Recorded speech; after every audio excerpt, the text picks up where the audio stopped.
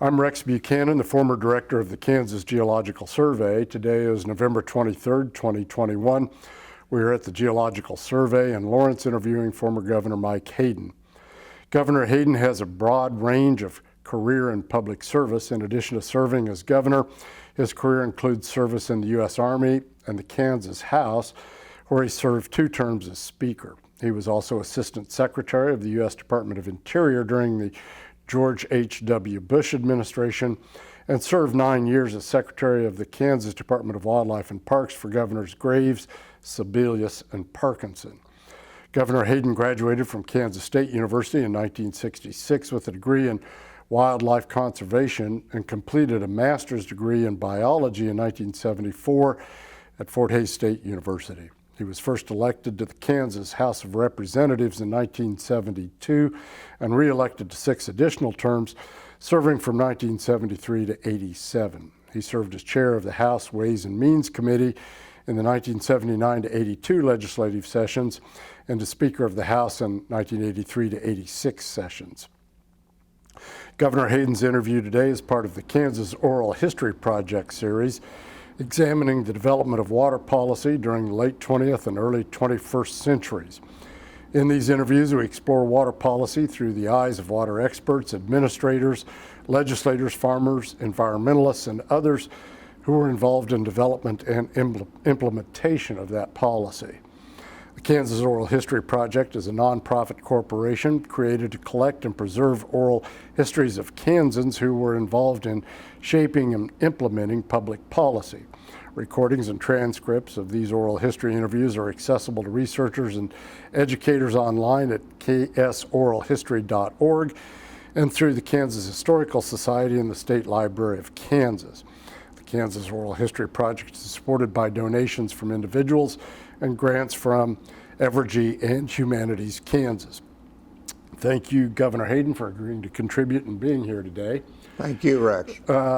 Let's start off a little bit with, I don't know that we need to cover your entry into politics in and of itself, because I think that's been covered in a lot of other places. What I really would like to focus on today is the natural resources side of your career and how you got started there. So you campaigned for the House in 1972. Was natural resources a part of what drove you to that, or and did you campaign on that in any sense? Well, it was part of the motivation, Rex. I remember very clearly the incumbent legislator from our area. And we should add, you're from Atwood, out in Rawlins County in northwestern Kansas. That's correct. And it was a 3.5 county district at that time.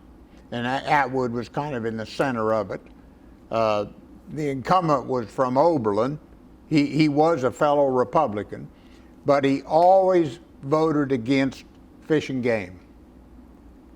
And I got so upset about that's really what motivated me to run against him. I was in graduate school. In fact, I used to teach embryology lab in the morning and then drive out to Atwood and St. Francis and campaign in the afternoon and evenings. But so it was a concern about natural resources that motivated me. It really wasn't an issue in that sense, but it's what motivated me to run in the first place. So when you say fish and game issues, there was no single overarching fish and game issue? Was it funding for wildlife, for fish and game? Or was it just in general? It was the whole concept of public lands. Okay. It was the whole concept of wildlife management. It was the whole concept of funding, of budgeting. And every time something would come up that would contribute to wise natural resource management, he always took a contrary position. Okay. And so finally, I got tired of that, and I ran against him. Do you think the voters cared? No, they probably didn't. They probably didn't. When it came down to the issues, the real truth is that geography plays a huge role. My dad always said, when in doubt, vote for the person closest to home. and in the rural areas, that's a huge Sure. thing. And so I had geography on my side. But I remember in that first campaign, I went to the Republican chairman's house in Rawlins County, and I said, I'm going to run for the legislature, and I'd like your support. And he said, well, you've got my support. But he said, you know, we've never elected anybody under 50 before. I was 28 and still in graduate school. So it was a pretty high bar, but we were able to overcome it and then win, a total of 7 terms. So this was 1972, and the environmental movement at this point is really starting to, is a big deal. Earth Day has occurred. There's a lot of interest particularly on college campuses and with young people on environmental issues. Were you influenced by that part of it, or was it just more the classes you were taking at Fort Hays? Well, or your background before Fort Hays? One thing, Rex, is that summer in '72, I was in graduate school, and I'd gotten a grant from the National Science Foundation, and I took actually 14 students from Fort Hays out to study a plan to rehabilitate Lake Atwood and to study the Beaver Creek watershed, which is what fed Lake Atwood. And so that all was happening at the same time. There was Earth Day had occurred, and there was a lot of student involvement at Fort Hays, especially in the biology department, concerning natural resources and awareness of natural resources. And so it all kind of dovetailed. It was a little bit sort of in the air for everybody at that point that there were movements like protests against the Vietnam War and civil rights, and then the environmental movement was one that was there maybe a little bit later that was part of that same sort of feeling that was going around. That's right. Was there anybody you read in that period, any national level people that were influential on you, or was it mostly those folks that you were working with in Hays? Well, I read when I actually started my concern about wildlife and natural resources at a very early age. And I remember in high school reading Thoreau, and I remember as a freshman in college reading Aldo Leopold, and those writers and those naturalists. And so I kind of, and since I majored in wildlife at K-State, it was just a natural progression. So, and because this series of interviews focuses really more on water as a natural resource issue, is it part of your consciousness at that time? Must have been if Lake Atwood was an issue for you. It absolutely was. It absolutely was, because of course Lake Atwood and its watershed, and at that time there was the beginning of the recognition that the streams were drying up. There was the beginning of the recognition that the aquifer was declining, which related to the stream flow. And so it was a general awareness, and of course water is instrumental to all life. And so it's intertwined with all of these issues. So at that time in the early 70s, these tributaries that there's less stream flow, and like Lake Atwood is a shallow lake, and there are probably problems related to just water quantity there. Was there recognition, do you remember recognition of the Ogallala as a separate issue in terms of depletion of the Ogallala, or does that come later, do you think? Well, let me say that, that there was recognition in the sense that people were starting to talk about recharge. Okay. Even then. I remember very clearly I said to my major professor, well, why don't we go out here and dig a hole and fill it full of sand and pour water in it and see if it replenishes the stream flow. And he said, oh, that's a crazy idea. But the real truth is, if you look at what we're doing on the Little Ark, that's exactly what we're doing, right? In a grander sense. Yeah. And so there was, even back then, the recognition that this relationship existed, and that as the aquifer was declining, then the streams were declining as well. That connection between alluvial aquifers and stream flow, which is one of those things that people recognize is absolutely critical today. Yeah, that's sort of in its early stages in some respects. It was in its infancy then. Right. People were just starting to realize it. I don't mean to go too far down this road, but northwestern Kansas, you don't see, and particularly your part of the world, there is some irrigation, but it's nothing like that really big scale irrigation that comes later down in southwestern Kansas. So is that sort of recognition, how much did people recognize it at that point, I guess, as compared to, say, other parts of western Kansas, do you think? Well, they were starting to understand that something was happening, because the streams didn't flow anymore, okay, or they only flowed a few months of the year. If there were people who kept records about Lake Atwood, that was one of the things we did, was look at the history. And there were people who kept records, actually, these were lay people, but they kept records about the stream flow, and in a crude way, and they dated and talked about they saw the dynamics of it, and then they recorded that, and then we recorded what we saw, and there were dramatic differences. And some of that relates, I know we've talked about this before, of particularly fish species that you see that used to occur out there that don't anymore because we're going away because of lack of stream flow, right? That's absolutely right. As I've told you before, if you go to the museum at Fort Hays, you'll find there's an eel, and that eel was caught in the Beaver Creek near Atwood. Now, the only place in the world where freshwater eels, reproduce is in the Sargasso Sea.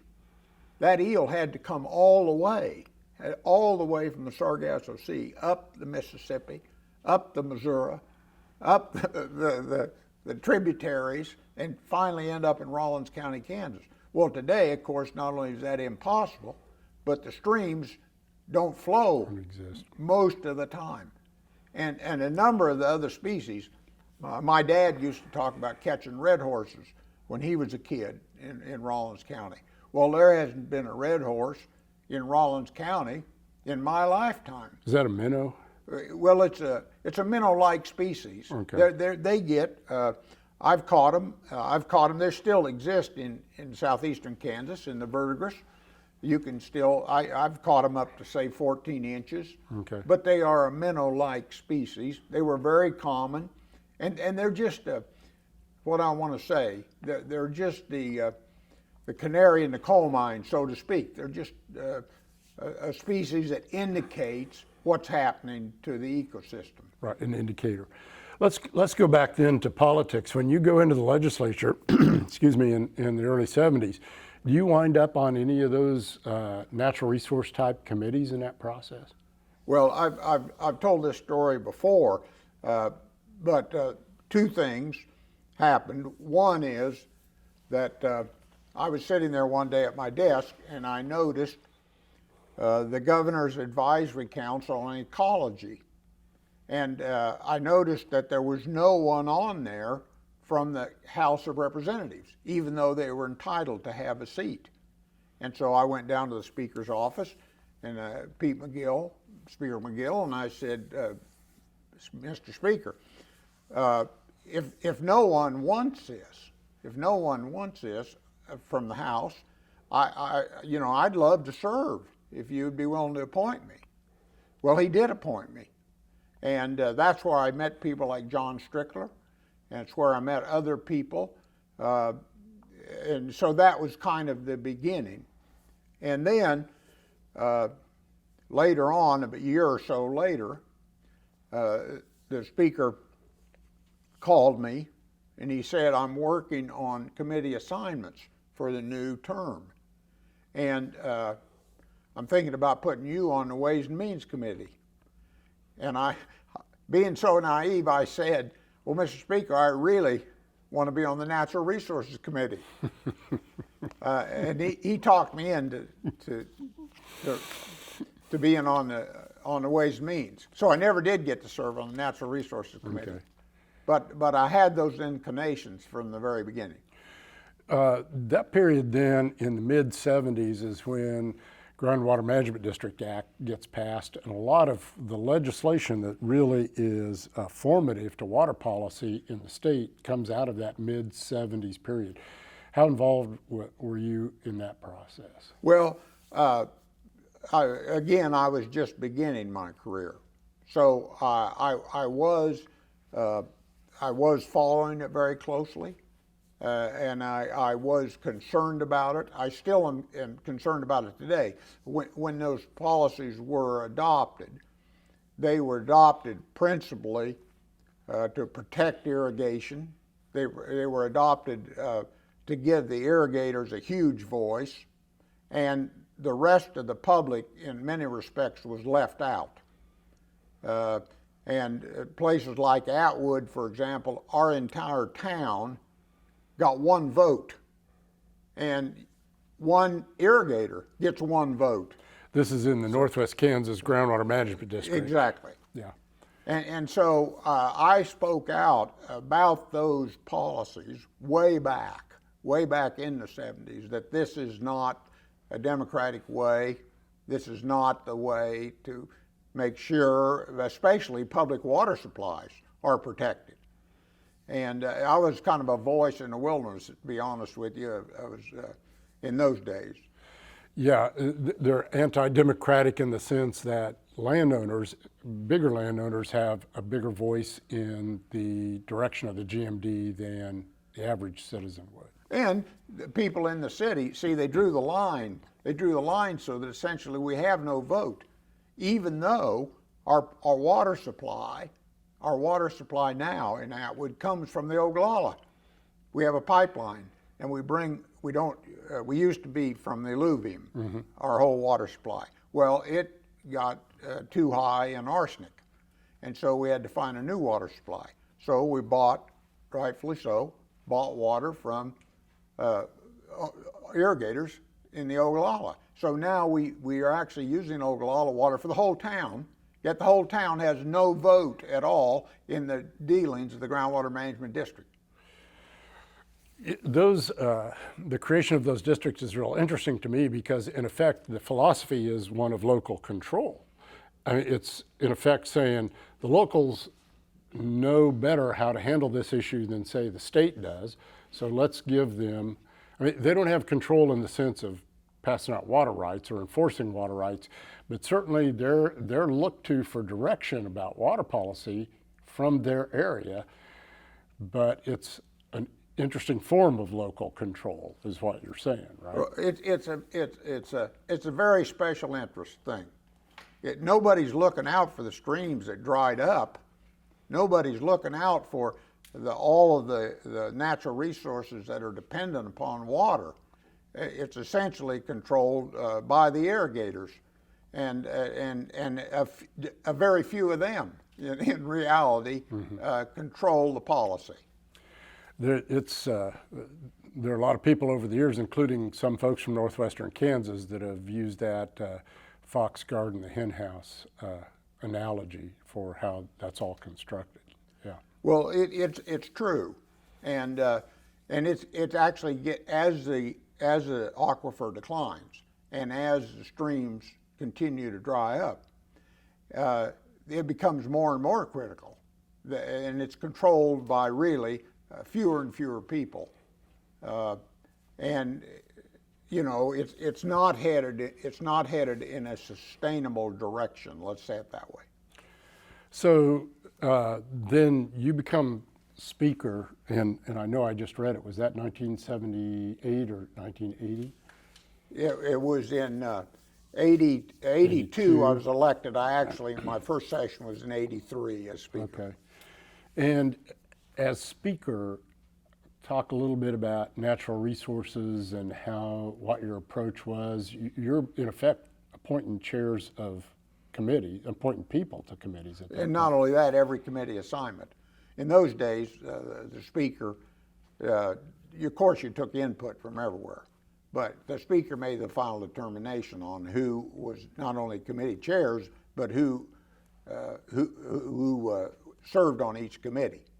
And you did that in consultation with the chairs, of course, Right. and with the minority leader and so on. But the rules have changed now somewhat, but in those days, the speaker made the final decisions. And what natural resource water issues were you facing at that time? Do you remember? Well, one of the biggest ones was actually the permitting of Wolf Creek nuclear power plant. Okay. And it came down to we put it up on the board for a vote. In those days, it had to be approved by the House and the Senate, and the Senate had approved it. And this is the actual operational permit or That's water-related permit? That's right. It was the water permit. Okay, so the water right for the cooling had to come through the legislature? That's right. Under the law, it had to be approved by the House and the Senate. Okay. And of course, in general, there was a lot of opposition to nuclear power at that time. Right.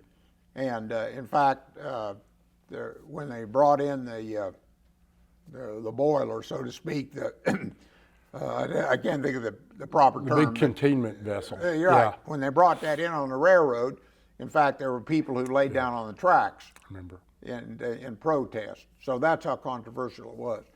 And when we put it up on the board to vote, we were one vote shy in the House, and it had already passed in the Senate.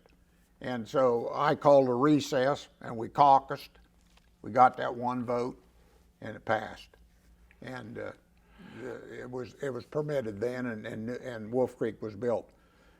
That's it. I remember that construction process pretty well. By the time that vote took place, some of that construction would have already been underway. That's right. So to turn down the water right permit, the water right at that point would have been pretty tough to do. And it would have been very, very expensive. It would have been the wrong decision, but it would have also been very, very expensive and caused all kind of litigation and things like that. In the end, we did what we should have done. And I don't mean to get sidetracked here, but in effect, in some respects, we're still dealing with the legacy of that water right decision in terms of sedimentation of John Redmond Reservoir and the makeup water that goes to help cool Wolf Creek. It's still driving water decisions in the state yet today. Yes, it is. And will far into the future. As far as we can see, absolutely, yeah. Any other water-related natural resource issues? I want to come back to that Wolf Creek thing. Let's go there real quickly. And this is not a water issue, but nuclear waste becomes a big issue, particularly low-level waste sites. This is quite a while after that. Yes, it is. But that issue of citing a low-level waste repository in the state still shows up at the time that you're involved. It showed up when I was speaker and when I was governor. And we were a member of the compact, right, with Louisiana and Arkansas and Nebraska. Yeah. And there really isn't any place in Louisiana where you can bury low level because of the water tables and everything. There's very few places because of geology and everything in Arkansas. Right. So it really came down to Kansas and Nebraska as having any kind of reasonably safe site. And it ultimately came down to Boyd County, Nebraska, which is where ultimately the choice was made that it should be sited there. But folks were looking at northwestern Kansas. They were looking at not quite the part of the world where you come from, but not far from it, because some of the careers, political careers, got made based on That's correct. grassroots opposition to that low-level waste site. And I remember particularly Laura McClure up in Osborne County. Right. And big public meetings in opposition to that low-level site. And the tragedy of it is that it's never really been dealt with. No. It's never been, to this day, it's never been dealt with adequately. And it still represents a significant public danger, even yet today. Yeah, it has not been dealt with, either low or high level waste. And yeah, that low level waste compact had a real checkered history Yes, it that did. wound up, but that's a whole nother story that really doesn't have much to do with water, but it does drive an awful lot of the environmental movement and water related movement in Kansas that grows out of that opposition to low level waste. That's true. Yeah.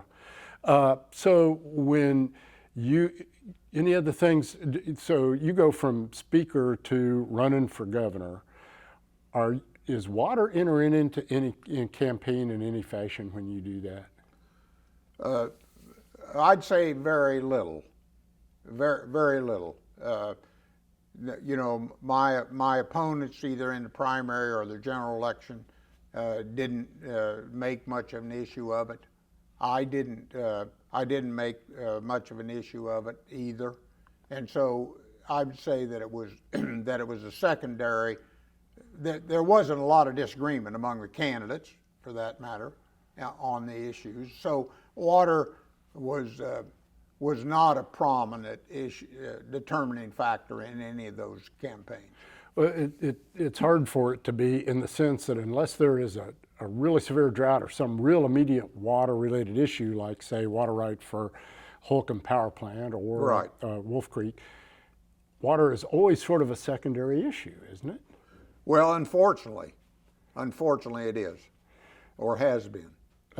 So there's not a lot to be gained by going out and making a big deal about it in an election, because for the most part, the voters are more concerned about shorter term issues. It's exactly right.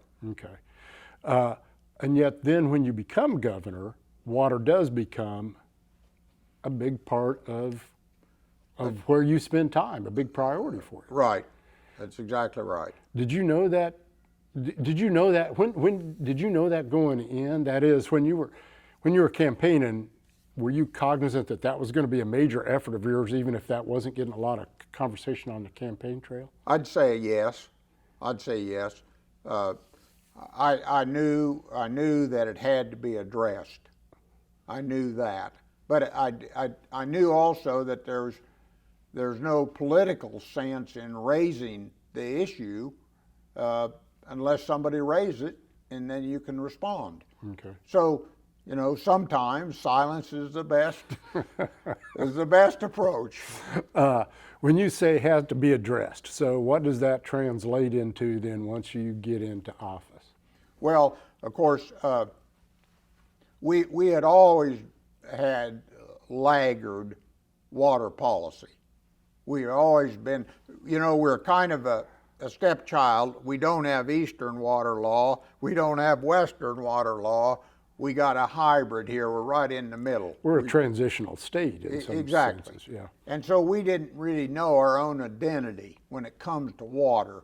These other states, a lot of them were far, far ahead of us because they had identified one form or another of governance, so to speak. Mm-hmm. We were the stepchild among other states. So I knew that the water office, Governor Carlin had established a water office, but it was neutered. I mean, it had no money, and it had a very little staff, and that staff probably wasn't the most professional at the time. It was the best we could do, but so I knew that if we were going to deal with it, we had to get a water office that was professionally staffed and adequately funded. So who did you choose to do that for the water office? Well, that was Joe Harkins had been Governor Carlin had moved Joe into the water office, Right. but he essentially had just a skeletal crew and no real long-term funding. And so I began with a number of others who were concerned about natural resources, including some of the irrigators in southwest Kansas that you speak of, and other people beginning to recognize that in fact we got to fund this, and we've got to bring long-term adequate resources to this issue so that we can get a professional department, a professional staff, and we can actually begin to advise the governor, the legislature, and even local water management officials. We can advise them on what's the best statewide policy, because in reality we really never had a statewide policy. Right. And so we begin the effort to figure out how we're going to get the money, how we're going to get the resources together to provide for that. So while in an awful lot of water-related issues there might be some disagreement between local irrigators and the regulatory community and environmental community, in this case, if some of the irrigators were supportive of additional funding, why was it so difficult to get that additional funding passed? Well, because it called for an increase in taxes. It called for same old story. Yeah, that's right. And so everybody, their own special interest, they were opposed to paying their share. Some of them still don't pay their share today. But our idea was that everybody ought to kick in a little bit, at least. And so we gathered the wagons, so to speak, and figured out where you can tax various entities to provide the adequate funding, and the general fund too. We tapped the general fund. There was great resistance, especially in legislators from eastern Kansas, in tapping the general fund for water. First off, they had plenty of water, and they don't irrigate to any great extent. And so they said, well, why are you going to take money from the schools, or why are you going to take money from these other important functions to put it into water when they had very little concern about that? So you had to bring that whole thing together, the general fund dedication plus the increased taxes on fertilizer and sand and gravel and so on, in order to make this whole thing work. In some senses, it's are we one state or not? Yes. If we're one state, then folks in eastern Kansas ought to be willing to bear some burden because they're benefiting by the increased economic activity that's going on in western Kansas and the tax revenue that results from it as a result of water issues out there. So on one hand, Kansas is a very different state from one end to the other in terms of its water resources, but you have to try and treat it as one state politically. I've always thought that made it really hard to deal with water, just in and of itself. Well, one of the benefits is that water in Kansas flows from west to east. So what happens in the west has a bearing on what ultimately happens in the east, especially for public water supplies and everything, because most of them are along the river bottoms. Most of them come either from the river itself or from the alluvium of the river bottoms, and it's all originating in the west and coming to the east. So the real truth is there's a great synergy, a great, what I want to say, dependency on each part of the state when water issues. People don't understand that. They just turn on the tap and they haven't given any thought to where the water came from. But that's one of the reasons why we could ultimately get votes from the east and from the west to fund the water plant. And that whole story about Gus Buchanan bringing everybody in together has been sort of a constant theme in all these interviews. Everybody's had their own perspective on that. You have any specific memories related to those few days that you want to pass along? Well, of course, I remember it very, very well. I called Gus in his hospital room, and I sent the highway patrol after him. I called him, and he said yes, that he would come, and on a gurney. And I remember very clearly what he said when after he voted. He said, "Hell, I was a lot more scared of driving over here at 110 mile an hour with the highway patrol than I ever was in the hospital. In the hospital with my heart bypass." So, sure, of course, I remember it very clearly, and all the other steps that led up to it. Remember, we had to get it passed in the House first, and then we had to get. And see, remember, Gus was from the East. See, he was from Johnson Right. County, and so that shows you how we were able to bring people together. We had almost unanimous consent in the West, and in the Southeast too, for that matter. So that shows you, here's a guy that cast the final deciding vote, you know, and he's from Johnson County. It shows you how it's all interwoven. I want to go back to, you made that comment about water, about rivers flowing from west to east. Some of the governance of the water office is based on basins. Yes. They have a series of what used to be called basin advisory committees. They have a different name today. But in effect, they were approaching their input on water management not by political boundary, but by natural resource boundary. That's correct.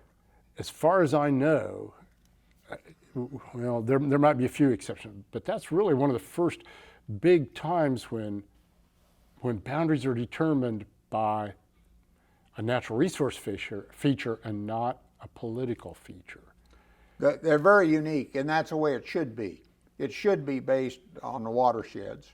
And it took a long time to understand that, of course, because the other things were always determined by political boundaries, so to speak.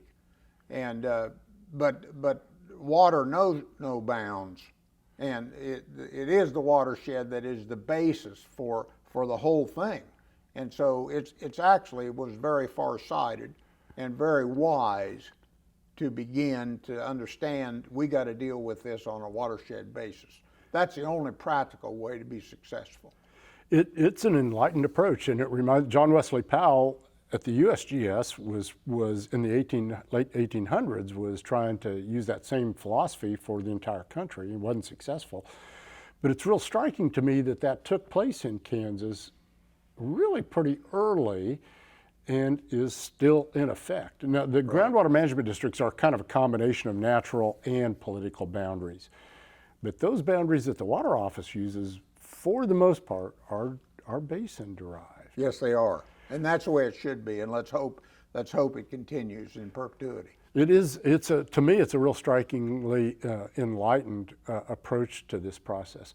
So, any other issues, water-related natural resource issues? I mean, that water plan funding is a big deal. It becomes really the lifeblood of water funding in the state, and a higher level and a sustainable revenue stream for water. Did it turn out the way you thought it was going to? Well, let me say that it did allow for the first time to really have a professionally trained staff. It really did, for the first time, allow the expertise to be assembled, which is what we sorely needed. Now, I would say this too, is you never escape politics in water. So even though we've got real good studies now, and we got professional people who conducted those, but we still, overall, it's the overall political climate that determines really water policy. What the Water Office has done is on a watershed basis, it's allowed us to understand a hell of a lot more than we ever knew before. But you still have to have the political will to make the decisions governing water. And so that's where we're still very weak. We've got a good scientific basis. We've got good professional people, but we oftentimes don't have the political will to do what needs to be done, particularly for the future in water. Yeah, and I'm going to come back to that in a minute. Yeah, lack of knowledge is not the problem. No, it isn't. Lack of information isn't an issue here No, anymore. it isn't. You go from being governor to eventually Assistant Secretary of the Interior, and you're in that Washington, D.C. environment for how many years? Two. And then eventually you come back and get appointed Secretary of Wildlife and Parks. And it has become Wildlife and Parks in that period. It became Wildlife and Parks in 1987. It was Kansas Fish and Game. Right. And I signed an executive order creating, which John Strickler was the architect of. He's also the first acting secretary. Right. And so Wildlife and Parks became the agency it is. It became a cabinet level agency then in 1987. And then I did come back to become the secretary then. So, and just real quickly, a little bit of an aside, you surrounded yourself with people like John, and Gary Hewlett is another example. Yes. That's pretty unusual for folks like that and both of them very strong natural resource backgrounds and philosophies, for folks with those kind of scientific backgrounds to be in such visible, important positions, pretty unusual. It's very unusual, and it's very unfortunate that there aren't many more. It's very unfortunate that Governor Graves relied a lot on John Strickler, but unfortunately after that, many of our governors have not relied on the expertise of our university communities and others in natural resources. And I was very proud that we were able to do that. And we made some great advancements because we brought in people who were lifetime trained and professional in natural resource management. And willing to go do it. And Yes. a lot of cases, people in the scientific community got into science because they wanted to go do science. And if somebody from the governor's office calls them, they run for the hills because that's not the world that they know or ever really wanted to be part of. No, it was very fortunate that John was willing to do that and take a leave of absence from K-State, and that Gary was willing to do that and take a leave of absence from Fort Hays. And I had hoped maybe that I could set a trend where succeeding governors would understand the value of that. But unfortunately, for the most part, it hasn't happened. Doesn't appear to. Those years you spent as assistant secretary, when you come back to Kansas then as Secretary of Wildlife and Parks, how does that time in D.C. and that exposure to Department of Interior, Yes. how does that influence you when you come back here? Well, to a great extent. The difference is, of course, when you're at Wildlife and Parks, you're looking at one of the 50 states. When you're Assistant Secretary of Interior, you're looking at all 50. And you're looking at these issues, whether they be wildlife, whether they be public lands, whether they be water, whether they be Native American issues. You look at this, it's a tremendous education and experience because all 50 states are different. And the water laws are seldom identical. And it gave me a great exposure, say, to all the huge water issues that we're seeing in California right now and in the Colorado River Basin. It gave me a first-hand look at all of that. It gave me a first-hand look at the issues in Alaska that we're dealing with, again, right now. Whether it's lumbering in the Tongass or whether it's Arctic National Wildlife Refuge, or so it was a tremendous education and broadening of my perspective from a state level, one little state with only 1% of the nation's population, to all 50 states and territories.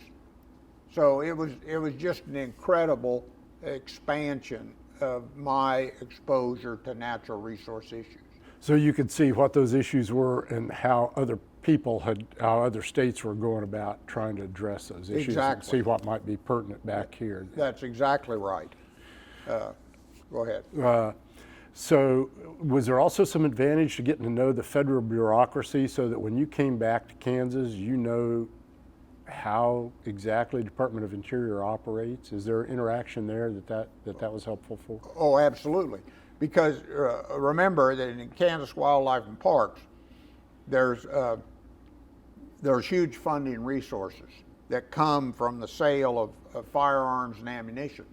There's resources that come from the federal duck stamp. There's funding sources.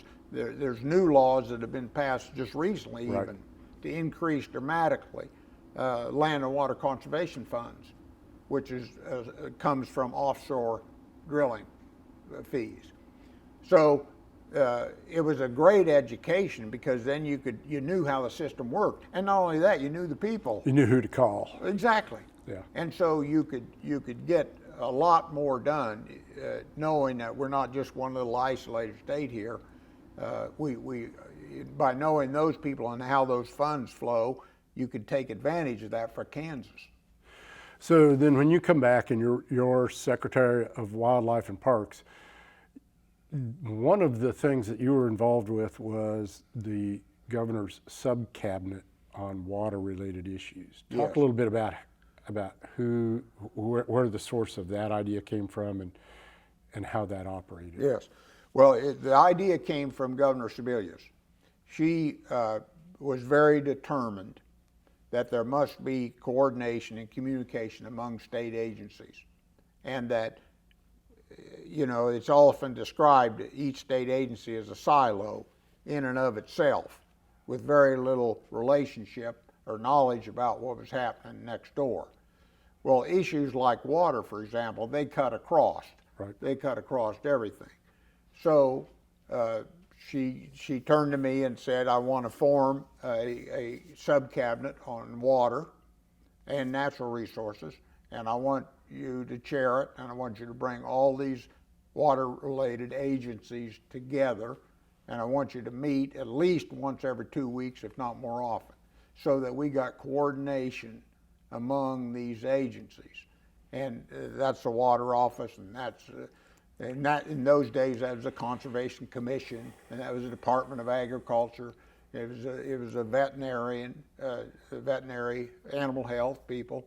It was Wildlife and Parks. It was Right. a number of agencies, and it was very, very helpful because we could find out who was permitting something over here and how many gallons that permit's going to allow for, and what impact that's going to have on endangered species, or or public water supplies, or whatever. It was an ingenious idea, and Governor Sebelius deserves the credit for it. When it comes to water, there are a whole bunch of those silos. I mean, not just That's the big exactly ones that right. you've named, but there are 20, 25 that are state agencies. Well, hell, we're sitting in one of them right now. Right. And it isn't that they don't want to work together, but there is a lot of time no mechanism to do that. That's right. And even those agencies like Survey that weren't part of the sub-cabinet would show up there when there was an issue related to them. That struck me as really a groundbreaking, barrier-breaking kind of thing to do, and yet it goes away. Yes. Well, it does, because the succeeding administrations didn't see the value of it, I guess, or weren't concerned about it. Maybe we haven't had anybody in the governor's office who thought that much about natural resources. And two is we might not have had we just might not have had the right people or the synergy to make that happen. We did make it happen, and for 8 years it was very successful, and led to a lot of coordination on the development of public policy. And it needs to be, it actually ought to be recognized in the statute. It ought to be placed permanently in state government because it is of such value. But what's happened is that things have gotten further apart. The ag department's now moved to Manhattan. They're no longer in Topeka.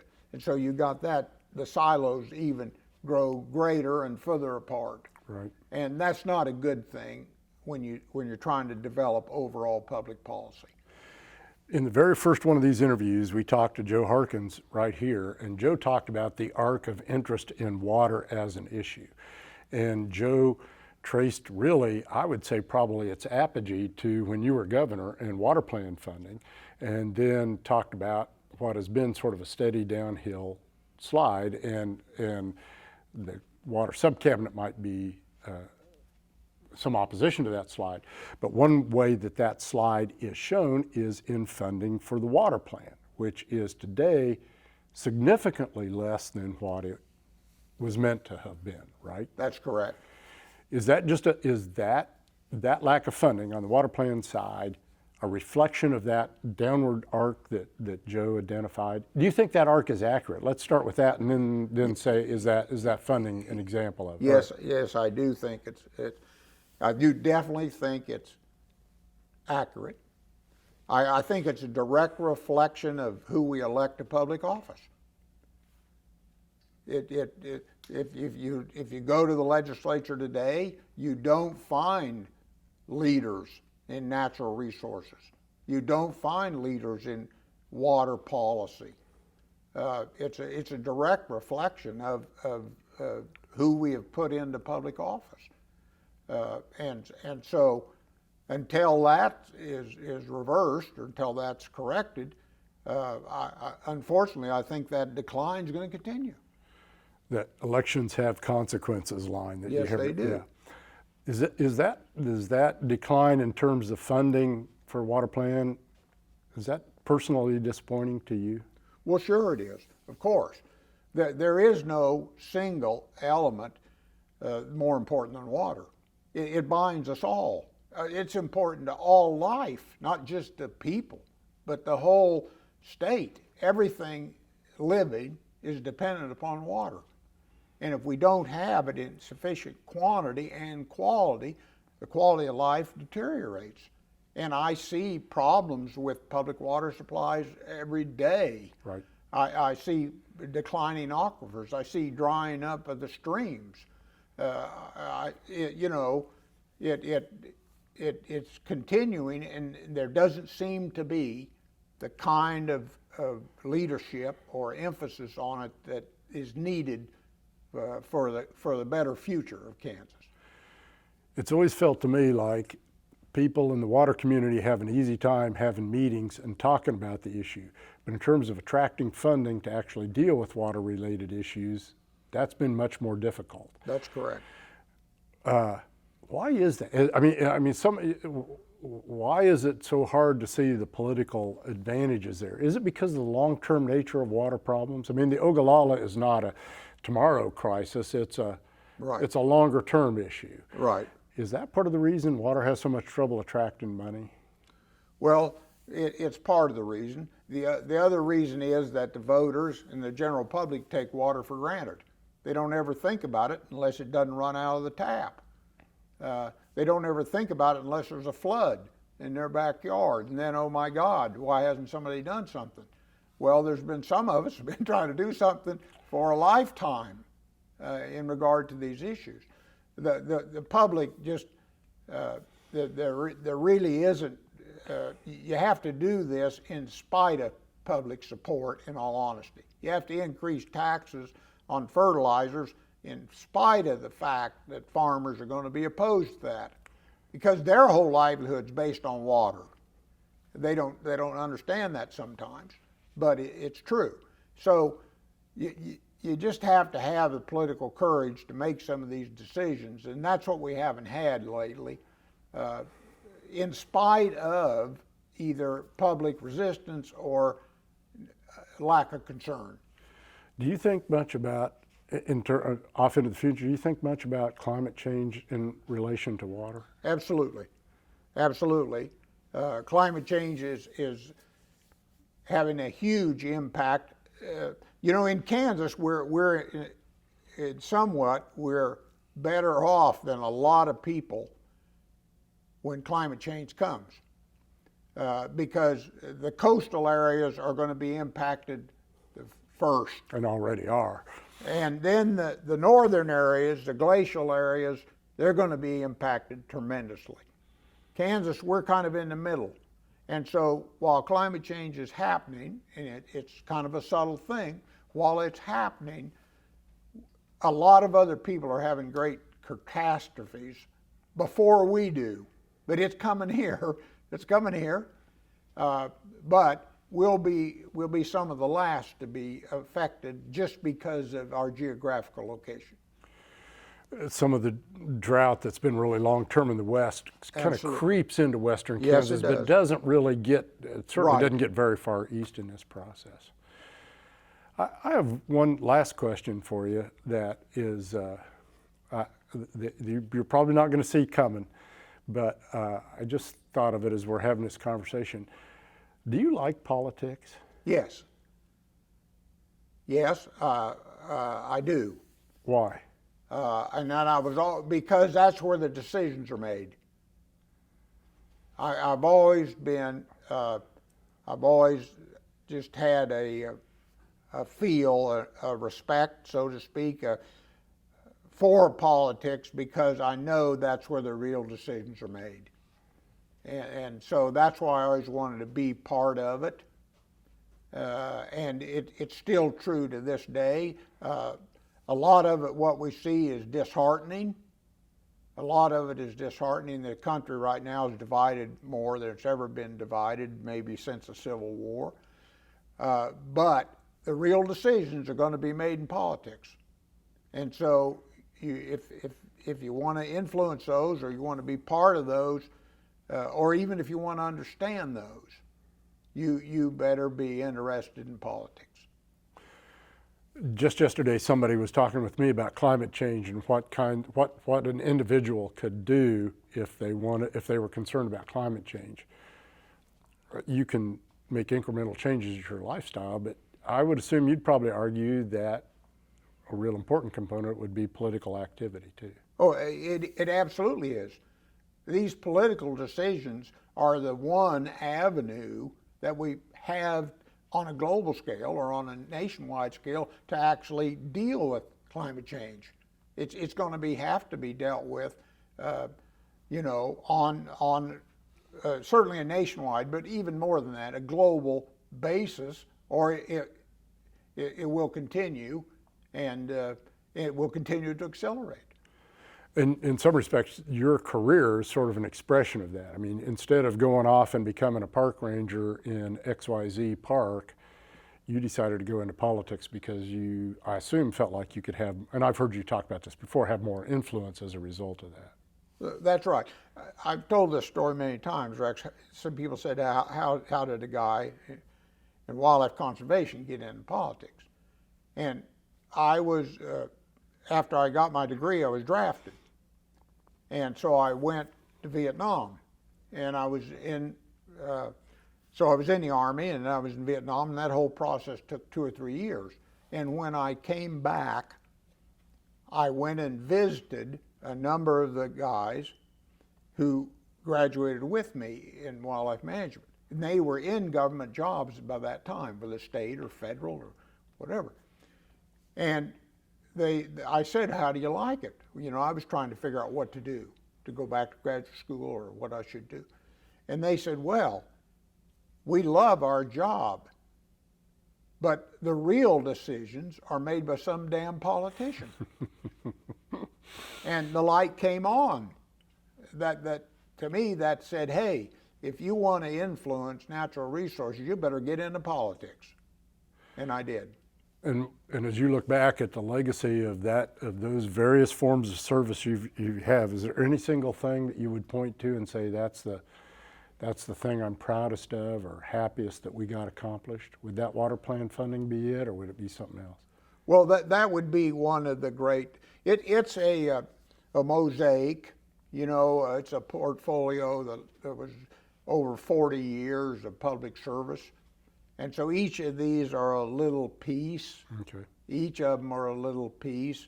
But the water plan funding was one of the hallmarks. It was one of the great pieces. And the legacy still continues, but it's diminished. And that's a real shame.